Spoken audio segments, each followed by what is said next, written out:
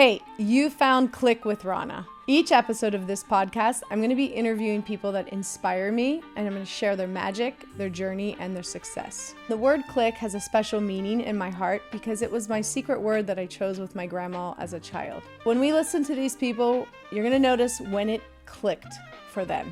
Sit back, grab your headphones, and just click with us. Was there ever a time that there was these voices that said, no, don't do this, you're doing the wrong thing? So on a granular scale, I would say as an artist, do I have doubts about my work from time to time? Absolutely. I think that's just a part of being human. Right. You know, my work very fortunately brought me to about 60 countries in the last 10 years. So cool. I was out there in the world in these really strange places that maybe otherwise I wouldn't have been to. Like, that is not what I was expecting you to say. I was not expecting that either. Right? Yeah. Well, welcome, Taylor. I'm so excited to have you here today. Thank you so much for honestly being here. It's been a pleasure watching your journey. So now I get you in my hot seat all to myself.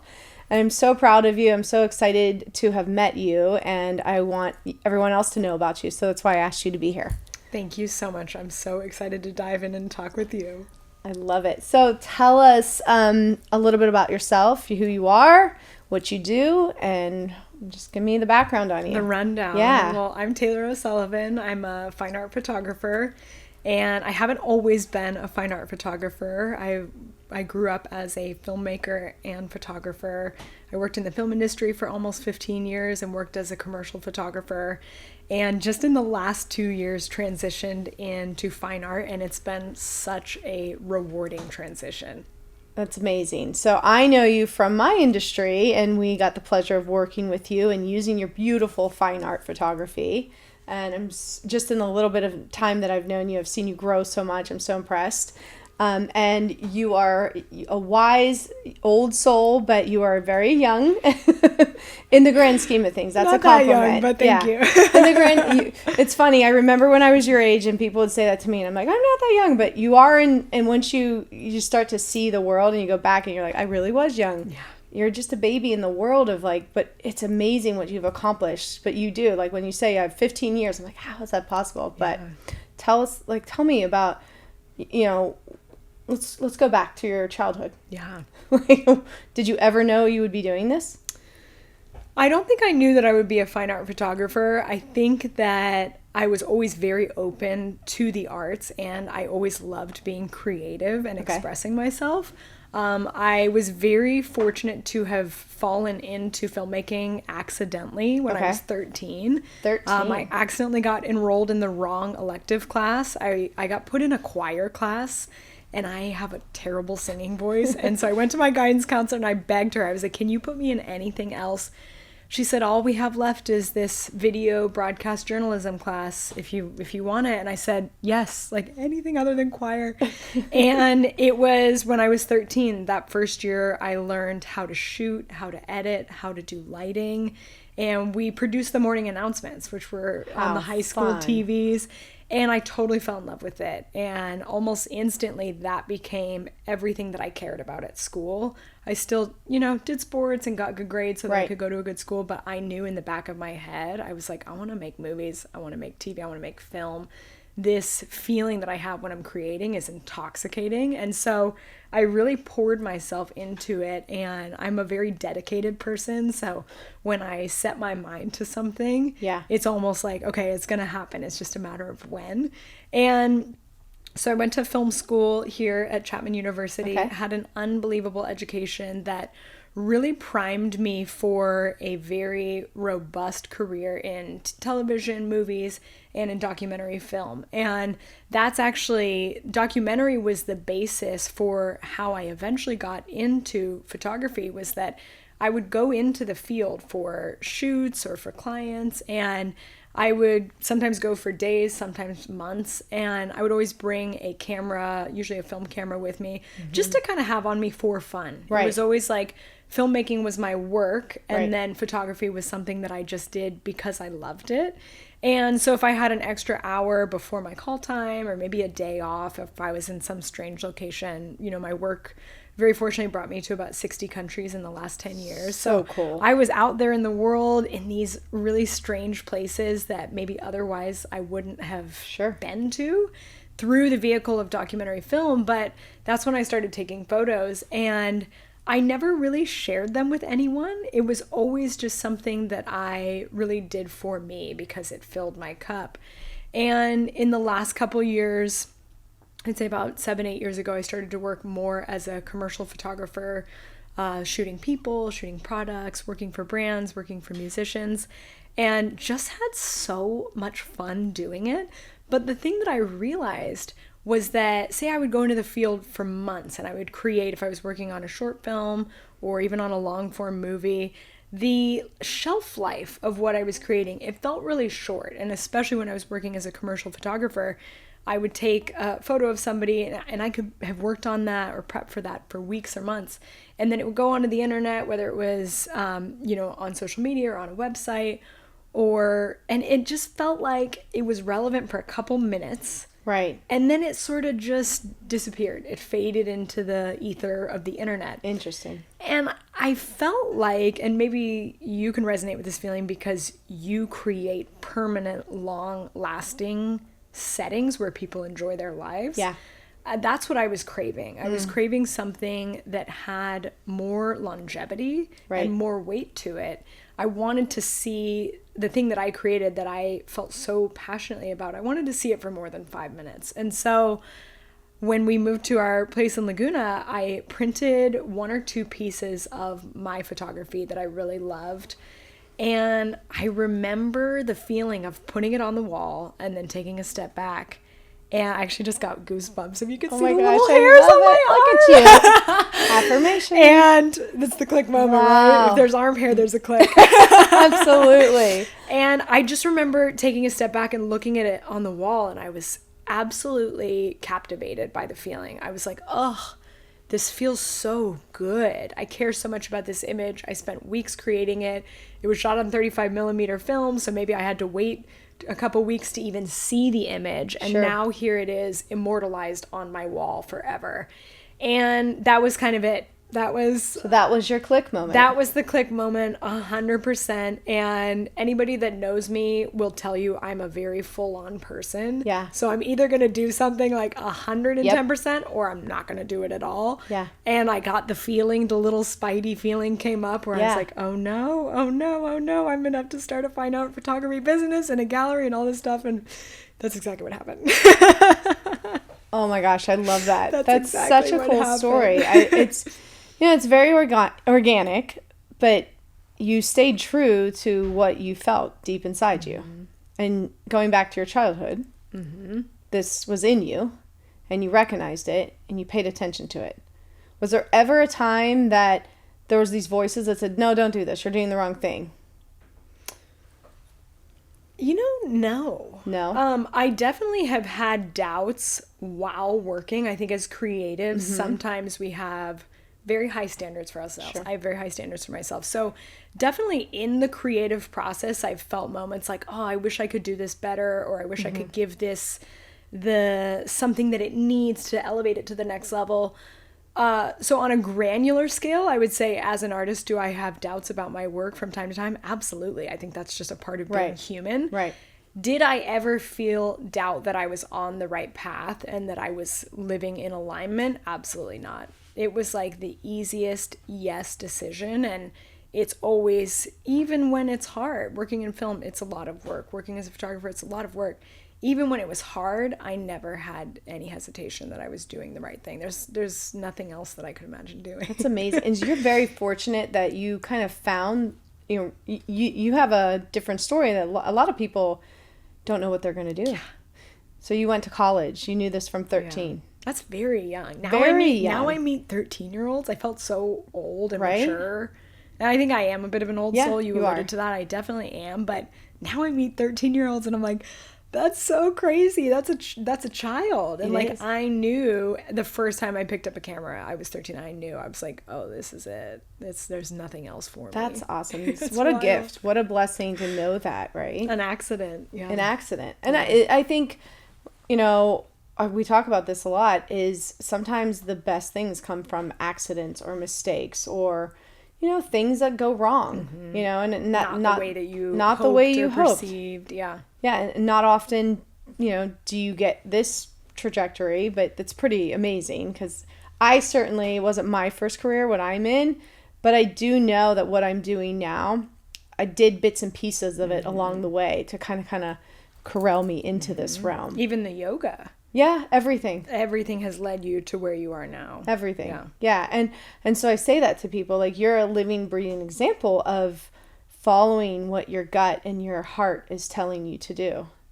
And so the filmmaking, is that still something you do? But tell us, I want to know, like, I'm intrigued, because did you ever go, when did you start traveling? 60 countries? Yeah, about 18. Wow. Yeah, I was 18. The first really big documentary trip that I went on was through Chapman University. They had a scholarship program where we got to go to West Africa for about a month to make short documentaries for nonprofit organizations. And so that was the first time that I was in the field for several weeks, really out of my element, and I loved it. I was out of my element, and then I was so in my element. Wow. I was like, this is the best thing I could ever imagine. I get to travel, I get to connect and meet people that I otherwise never would have met.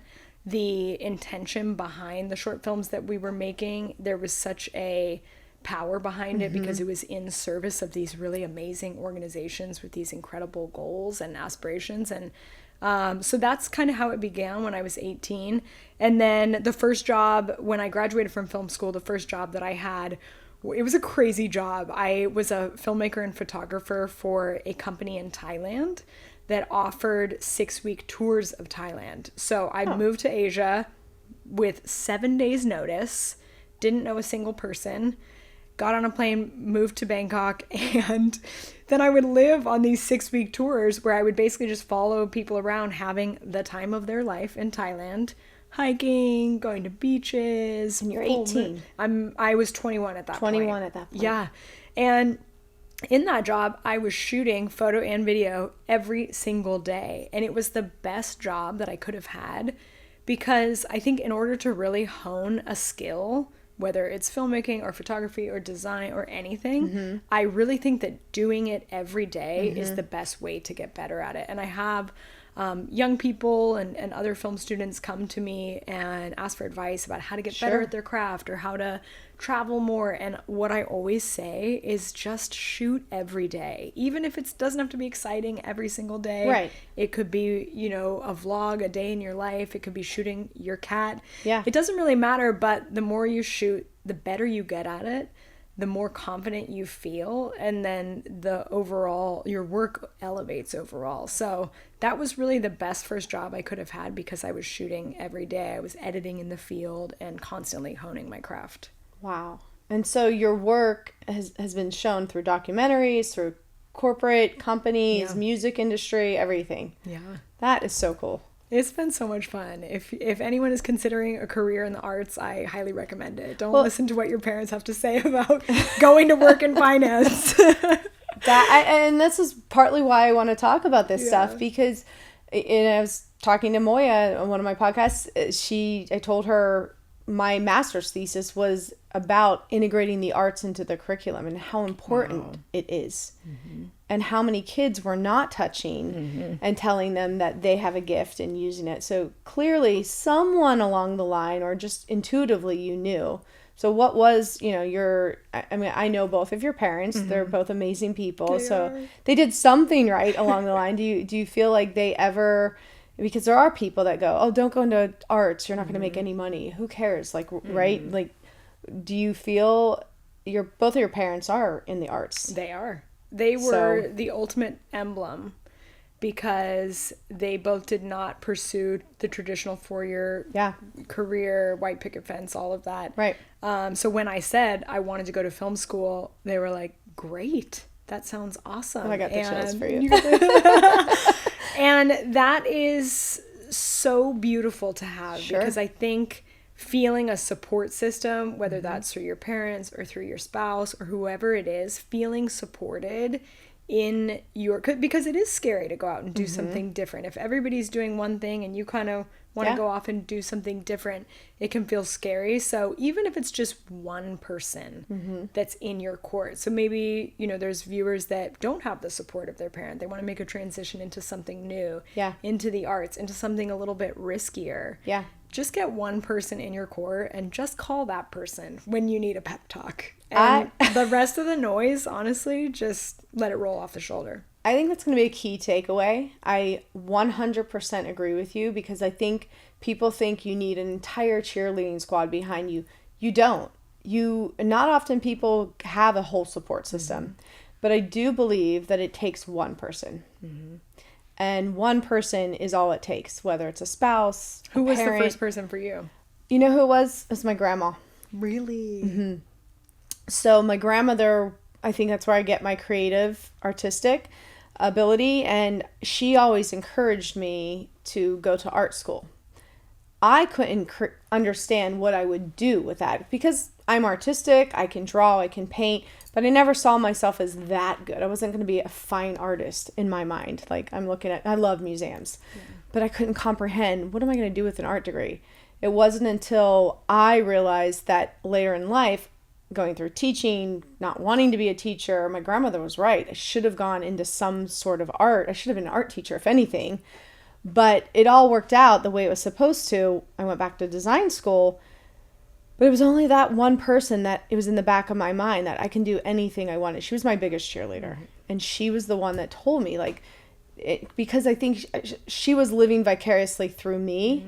Because her generation was never probably taught to go to art school. They weren't even taught, like, to go to school. I mean, she was just supposed to be a mom and a grandma, and that was it. So she, I think, always missed out on that. She wanted to go to art school and live this big life. And so she would always say, I'm living my life through you. So every time I would travel and go to Europe, and she's like, and she would just be my pushing, like, keep doing it. You're on the right track. It only takes one person. It only takes one person. Yeah. So all those people that are going, I don't have anybody, just takes one. Yeah. One person to believe in you. And if it's not anybody, like, believe in yourself. It's true. I think we're so much more powerful than we really give ourselves credit. And I think a lot of it is about the way that we talk to ourselves and perception too. So I believe that I can do something, then I will. But if I talk to myself in a way that's negative, oh, you're not good enough to do this, you're not creative enough, you're not a great enough painter, you're not X, Y, and Z, you don't have the background, then that's what you will manifest in your life. So I think it's also a lot about mindset. Mindset. It's one of my favorite words, and manifest you just used. I'm 100% believer of manifestation. I feel like what we're sitting in right now is just one day a thought. The living embodiment of. Yeah, and the lady that was moving out of the space, and I came in, it just literally happened in a day. I got the space. And then it just started unraveling, and she said to me, I think you need a space for a creative space. And she kind of knew more so than I even knew. I was like, I'm just taking this leap. Something was calling me to have this space. But I believe your mindset is everything. I mean, how much of your life do you practice manifestation, whether you call it that or not? Or I can tell just from, 20 minutes of sitting here with you, you are the glass, half full. Totally.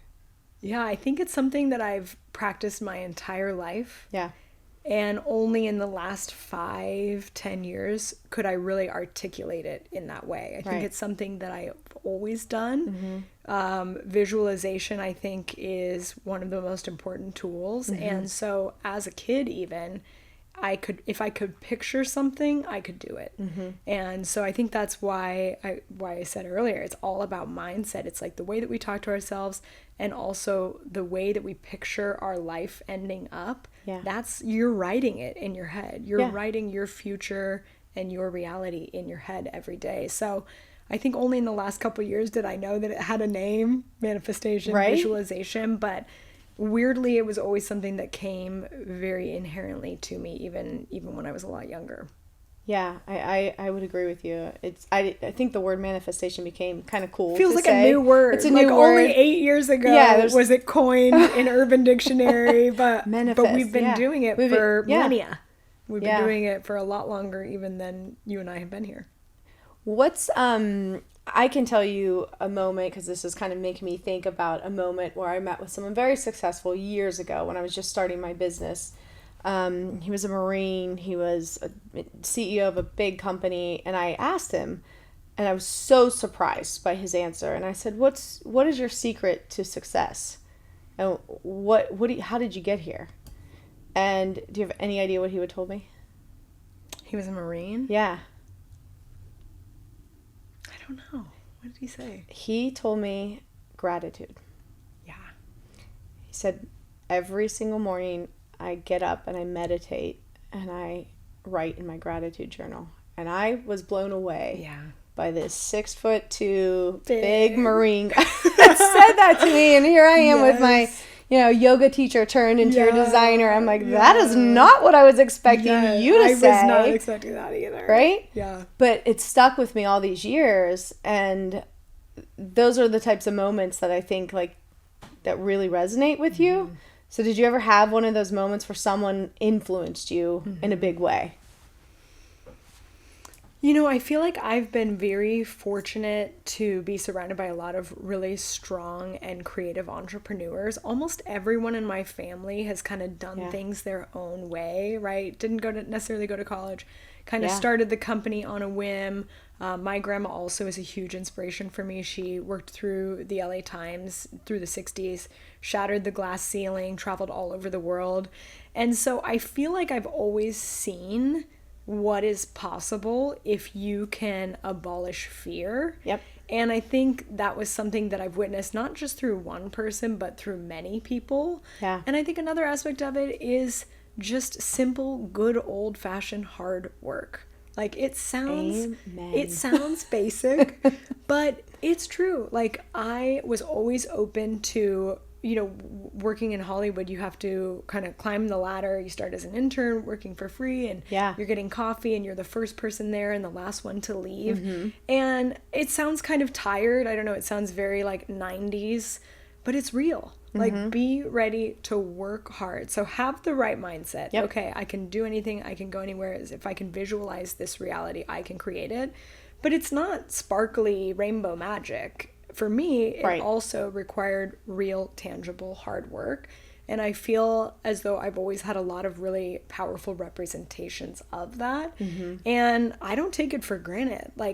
Every single thing that I have in my life, I worked very hard to get. And like your Marine friend, I am super grateful for it. And that is a practice that I'm constantly, whether it's writing or speaking it out loud, it's very important. The words that we put out into the world, that is what we get back. 100%. And so I feel that it hasn't just been one person, but sort of a litany of people that have really shaped the way that I see the world and how I move through the world now. I love that. I love that you're mentioning that about it goes back to who you surround yourself with. The 5 people. Yeah. Yeah. I mean, it's a real thing. Everything you just said is so spot on. If I can tell anybody, even my younger self or people that are watching, they see, I love that saying, the definition to success is, 15 years. It's success. True. It's do you realize how much hard work it takes to see the outcome? It doesn't come overnight. And then you see that in a lot of, I think, the younger generation, and it's something I'm really hoping to instill in my son and daughter is you have to work hard to enjoy it too, the process of it, because if you just get straight to the top, what do you have to reflect on? It's so funny that you mentioned that too, because I think in a lot of ways social media has sort of diluted people's perception of success. Right. Because in a couple rare cases, someone can make a viral dancing video and then overnight that person becomes a pop star and they have an album and they're on Broadway or they're in Times Square. And I think that is such a small, tiny percentage of the world. Absolutely. But that is that's what gets people attention. Yeah. And so I think a lot of times, when I'm hiring for my business, I think a lot of young people have this idea that right when they graduate, they should be running the business, or like an unpaid internship is like a blasphemy. And look, I think people should be paid for the value that they bring. I don't think unpaid internships are great, but the idea that things happen overnight, I just don't think is accurate. And I think in some ways social media can sort of dilute that, because people just see where people ended up, and people might think that about you or me. Oh, they see the business, the studio, the job sites, the clients, the art show, the big celebration, but there's so much that went into that is not seen, and those are the important bits. It's great, I think, to celebrate your wins and to spread positivity and joy that you're experiencing in your life on social media. But not everything is going to be filmed, and not everything is going to be exported and color corrected and perfectly framed. Like, there's so much that goes into it that isn't seen, and I hope that the younger generation is ready for that, because I feel like we need to be a little bit more transparent about that somehow. Yeah, I like the realm that we're going in, where people are starting to show more of the behind the scenes, or less of the finished product, less of like more of the, hey, this is actual. Yeah. Like, I love watching your videos. I think they're so fun to watch. I love just seeing you. I think you do a great presence on camera. You. And I'm like, oh, I'm influenced by Taylor today because she just made this really cool smoothie, and I'm going to make a smoothie. And now I'm hungry. Yeah, I think for me, social media has always, I think the crazier our world gets, the more that I feel called to spread joy. Right? It's really that simple. It's like, I just want to make somebody's day brighter. There's so much craziness in everybody's day, and it's social media. I'm not trying to cure cancer. I'm making art. It is about bringing beauty into the world, having fun, appreciating nature, appreciating our beautiful surroundings. I'm not curing cancer, and if I can bring a smile to your day, like I said, when you bring your son lunch on camera, I'm like, this makes my day. Like, your son is so lucky to have you. So now I love that thank you for saying that, because I'm like, Mason and my husband are like asking me to bring him food, and I was like, Kyron, can you go get him? But I'm like actually enjoying this Mom DoorDash. I'm like, Mason, my friends love it. He's like, don't film me. I'm like, actually, I'm getting a lot of positivity. People are loving Mom's getting engagement, honey. I think it's just fun to see. Like, I'm literally at a meeting and I'll run to the beach, and it's mom guilt because I am working so much. So I'm going to feed my son, the Italian mom, and me. I'm going to go feed him. So how do you balance being a mom and running a company, a huge, successful, bountiful company? You know how you just said that word just is a 4-letter word? Yes. Balance is not a 4-letter word, but it's almost a 4-letter, because I don't really believe in balance. I think it's a bunch of BS. I think there are times that it's just, you got to do what you got to do. Yeah. And there are days that, you can beat yourself up. That I think a balance as a whole. If I'm there for him, I started my business as a mom that never wanted to miss anything of my son's life. How old was he when you started Grace Blue? Born. I was conceived. Wow. So I was a teacher, and I saw a lot of the teachers missing their kids' activities, and I never wanted to be that mom. So when I started the company, I was pregnant with my son the same week. And that's kind of how the name Grace Blue came from, because he found out really quick he was going to be a boy. And so he was going to be named Grace. Oh my God, I didn't realize that was the origin story of the name. Yeah. That is amazing. Blue is my favorite color. And it's the Italian way of spelling blue. So when people ask. And part of it was I wanted it to be a name not after me, because I wanted it to be what I envisioned it. Talk about like visualizing. But I always wanted it to be a great place for working moms. Like, I tell my employees, do not ever think that I'm not going to let you not work never miss one of your family's events. Never miss your kids, because it's so important. Yeah. Work can wait. We're not curing cancer. Yeah. I'm doing design. We're bringing joy to people's lives. We're making beautiful homes.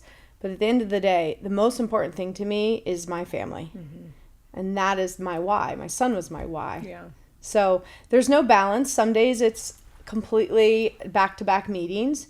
But then there's some days I can take it easy and kind of feel like I can Go hang out at the beach with him. Yeah. DoorDash mom. DoorDash mom. He's so lucky to have you. I'm lucky. He picked me, that's for sure. Oh, it's so sweet. But he's definitely my kid. He doesn't stop. He's always on the go. Always on the go. Yeah. And he has social butterfly. He is. He's a very, the only person he gives attitude to is me. So I'm like, okay. At least he's so close to you, he feels like he can. Yeah.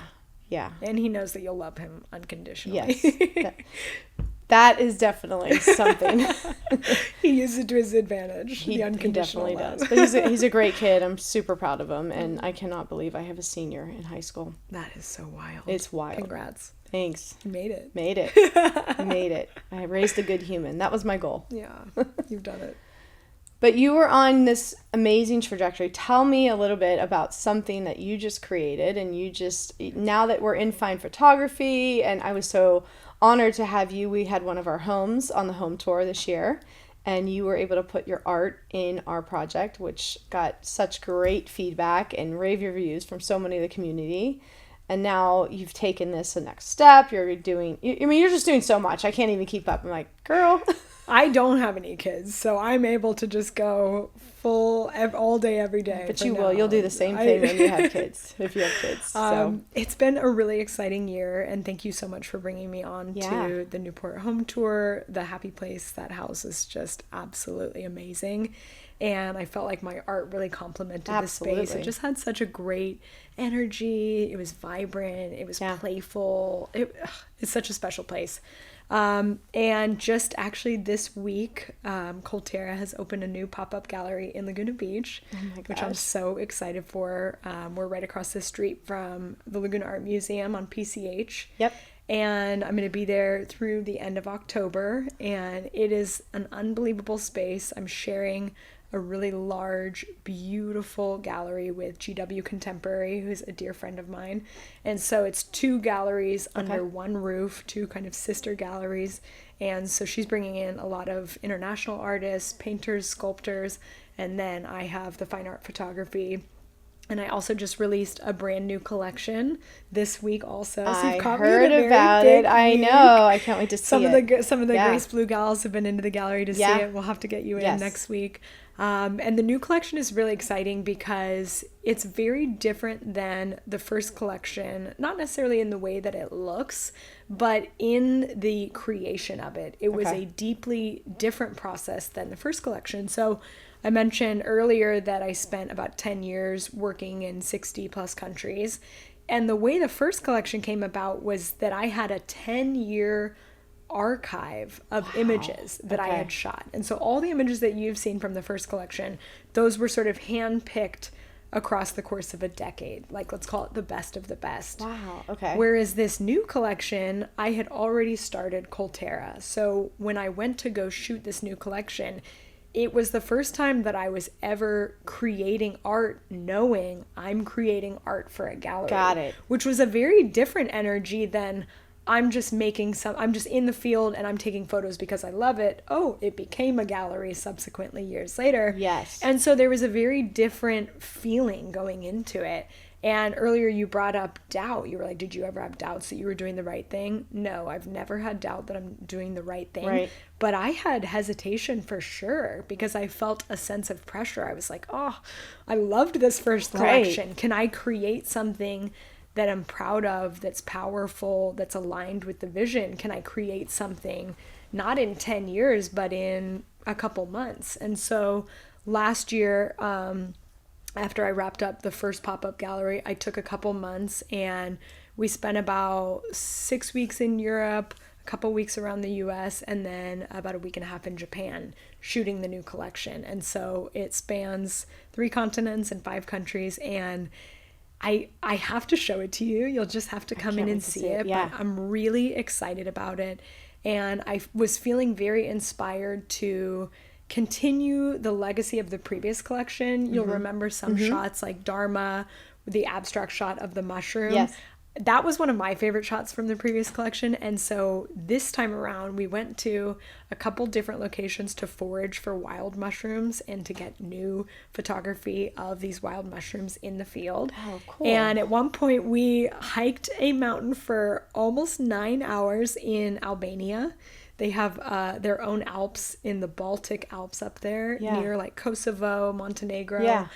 And we found these absolutely stunning wild king oyster mushrooms, that white, beautiful, almost looks like a cresting wave. Yeah, your son and your husband would be like, this looks like a wave that I could ride. Wow. And we found these beautiful mushrooms about 6 hours into a vertical ascent. There was a fallen tree and just this little beautiful cluster of king oyster mushrooms. And I didn't even take them off of the tree. I shot them exactly, the light was coming in from the side. It was beautiful. Then we also found some wild shiitake mushrooms in the forest of Hakone, Japan, which was just such a special experience. And the whole collection is really similarly to the first collection. The whole intention behind the collection is to remind people to slow down and to appreciate maybe often overlooked minute details in nature that sometimes we forget about. So there's shots of lichen, which is this beautiful kind of colorful textural species. There's abstract shots of mushrooms and other terrestrial wonders that I think are underappreciated. Absolutely. And they're just these small little details, and you're a details gal. Like everything you've built here is about detail. Mm-hmm. And for me, it's the same thing, except it's what are the details in nature that when we spend the time and we slow down and we get off our phone and we look around and we're present with our surroundings and we're present with nature, what are the things that we can find? Yeah. And I shot it in Albania and Japan and Greece and all these places, but I also shot it right here in Laguna Beach. And that's kind of my intention behind the collection, is just to remind people that nature is perfect exactly as it is. We don't need to change it. And maybe if we just take the time to kind of unplug a little bit and spend time with that, it'll remind us that we're nature. And I think it's something that we've kind of forgotten. And so when you come into the gallery, I can't wait for you to see the new collection, and I'll be excited to hear what you think when you see it. It's so funny that you're saying this, because I can relate to, and I'm glad I'm not crazy as a creative. That's one of my favorite things. I'm nowhere near a photographer. I have dabbled in my time, I think, just as creatives. Yeah. But you stop and see the beauty in things that most people would just walk right by. Yep, the graze right and by. I have tons of photos on my phone over the years. Anytime I go, nature's my, I want to just check out and just go, Yosemite's one of my favorite places. Talk about feeling like a small human. Yeah. And so I've taken pictures of mushrooms, and you just confirmed that I'm not crazy. You're not crazy. You just made mushrooms so much cooler. Goal accomplished. Yes, I love it. I didn't mean to become a mushroom advocate, but here I am, just trudging around in the wild with my camera and my very patient husband. I love who comes along to Yeah, the so does your adventures. husband, I want to ask about that. So talk about support. He's the sweetest. He's the best. Yeah. Yeah. And that's he gotta came be along amazing. on the whole. We went to Europe for almost 6 weeks. And what's cool about photography is that you can plan, and you will have better images if you plan, right? The right time of day. I went and looked, okay, what countries do I think at this time of year will have these mushrooms? Right. I did a good amount of research. But a lot of it is about surrender. And a lot of it is about being really in the moment, open to pivoting, open to exploring what presents itself instead of trying to control the moment. That's what photography is about for me. And I also shoot on 35 millimeter film, which means that I don't get to review the images in live. So nothing's digital. There's, in the collection, there's 30 pieces in the new collection, and about 90% of them are 35 millimeter film. Way. There's a couple digital Good for shots you. that I needed to be able to zoom in a little tighter on those beautiful mushroom gills. But about 90% of the collection is 35 millimeter film. And what that means is that I'm forced to be very deeply intentional with what I'm shooting. So if I have 36 shots on a roll of film and I'm going to Europe for 6 weeks with 10 or 20 rolls, I have a very finite amount of images, and that implores me to be a lot more intentional, a lot more focused, a lot more present. Yeah. It's kind of like the yoga of photography. It's the more that you're saying this, I'm kind of going, this is the way life used to be. Yes. This is what yogis strive for. Yes. To be the human being. Being, not the doing. Exactly. And like that's wow. That, and I've practiced yoga for totally. I've practiced yoga for, almost 15 years. And for me, 35 millimeter film is the yoga of my craft. It's when I get to be fully present. It's when I get to kind of, that feeling where all the noise just sort of dissipates, almost like when you go underwater in the ocean. Yes. And you have all the noise and chaos, and then as soon as you go under, it's quiet. That's actually how I feel when I'm shooting film. It's like everything peripherally fades into the background, and it's just me and the shot, because there's no editing. So when I'm framing a shot, say I'm this far from a mushroom, giving the mushroom no personal space, right? Yeah. It's just me and the shot, because I know I'm not going to alter this in any way. So what I make in this exact moment, that's what's going to go up on the walls of the gallery. So tying it way, way, way back, you were saying, your husband is incredibly super supportive. He comes on all the adventures, and he's just the best person to be on an adventure with. Aww. Because he also worked in film and so understands the creative process and bolsters my creative process. Like we're able to have nerdy conversations, right? What's the light doing? Is it going to be golden hour when the sun passes past this mountain? What do we think about? Is there going to be a light on this and that? And so it's so fun to be able to be out in the world, living my life, experiencing all that the world has to offer with somebody that I love, and also being able to create at the same time. It's like, I honestly couldn't think of anything better. This is amazing. Aw. Thank you. Your husband is so sweet. I love him. He's the best. Yeah. If you even remotely like me, then you automatically love Tim. Absolutely. And you guys met in college? No. We met during COVID. No way. On a dating app. Stop. Isn't that okay. Yeah. Good for you. I know. Very surprising. You're one of the twist success stories. Yeah. Okay. Marriage from a dating app. I love it. And you guys have the same similar background and do. Passion. Yeah. And when we met, it was so fun because I always worked creatively. I had my own company. I worked freelance. And so I always kind of worked by myself. And when we met, we started working together. And a lot of our long-term clients, when you have clients that you've worked with for 10 years, they become friends. Yeah. And so a lot of our clients started hearing that we were dating somebody significant. Yeah. And I had one client that was like, well, we'll bring him on a shoot. I want to meet him. And we ended up going on a long travel shoot together. And then one of Tim's long-term clients is Katy Perry. And when she found out that we were dating, she was like, well, I want to meet her. Like, bring her on set. Let's hire her we'll hire her to do stills. And so the first time we were ever on a set together was during COVID. And we were on a music video shoot in Hawaii. And it was so crazy because we had only been dating for a couple weeks. Yeah. And all the others, like 100 people on set, all the other people on set were coming up to us and saying, oh, you guys work so well together. How long have you been married?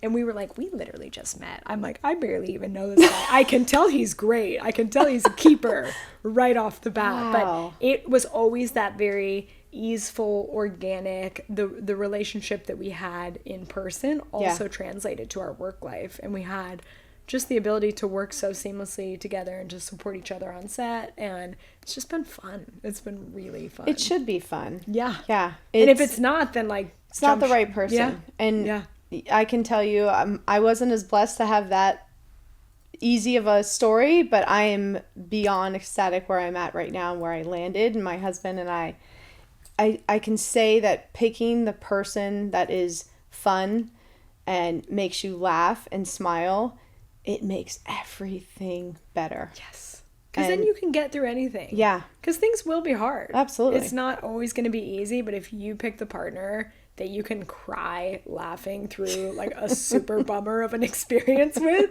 it kind of makes everything okay. Absolutely. Truly. Yeah, I think that humor is so important. It's it's a huge part. You pick the right partner and you laugh through things. Yeah. My husband cracks me up on a day-to-day basis. Yeah. That's probably like the number one trait. If you don't have a partner, just make sure that person can make you laugh. For me, it's like because you laugh through things. We laugh fight. We don't even fight. We just make fun and joke. Yep. And so poking fun. It's the best way to be. I'm so happy that you found that. Oh my gosh, it's amazing. Yeah. Okay, so I could talk to you forever. I know. Is there anything you want to share? Is there anything else that you want to tell anybody that... Gosh, I feel like we've covered so much of it. I mean, I agree. We could probably sit here for 3 more hours because you and I are like this. But what's next? What do you? I mean, you have the whole world ahead of you. So what are your goals? What's your next visualization? Yeah, it's funny. The visualization that I've been focusing most of my energy on is the new gallery. Okay. I have been driving by that location for over a year. And I live right down the street. So I truly saw it every day, and I would drive by and I would picture my art on those walls. Yeah. And that just came into fruition about 4 days ago. So I'm still like riding the high from that visualization. You made it happen. I'm also, something that I've been working on actually lately is learning to enjoy the present moment. Mm-hmm. Because I think for people like us we're doers, we're visualizers, we're manifestors, I think one of my faults is that when I quote unquote arrive to that place where I wanted to be, traditionally, maybe I won't take the time to just soak it in that. Yeah. I'll always be like, what's the next thing? What's the next thing? What's the next thing? So for me right now, I'm exactly where I want to be. I'm in the place that I spent the last year visualizing today. And so today, I'm just grateful for that. That's exactly what I'm focusing on. I love that. That's a perfect way to end this because it's such an important factor. So much time we're chasing, and we're getting there. And it's like, stop, be in the moment. Look around, because probably 5 years ago, 10 years ago, you were dreaming this. You wouldn't believe what you've done. Yeah. And there's so much power in taking time to appreciate that. Absolutely. Oh my gosh. Well, thank you so much. I've learned so much. Let's do this every day. Oh my gosh. This is amazing. Tell us where we can find you though. Yeah, absolutely. So you can find us on social. Yeah. My fine art photography business is called Colterra, which means culture of earth. I was going to ask you that, but I was like, okay, it's a made-up Latin word. I smushed two Latin words together, I love it. Which I really love. Kind of like you, I wanted my business to be of me, but not necessarily my name. Yeah. And so you can find us on social media at Colterra_. Okay. www.colterra.art. And I think that's it. Email. You're everywhere, so we'll find you. Pigeon, Carrier Pigeon. I love it. Well, you are an absolute doll. Thank you so much for being here. I'm so excited. Thank you. This was so fun. Let's do this again. Yes, I love it. Thank you.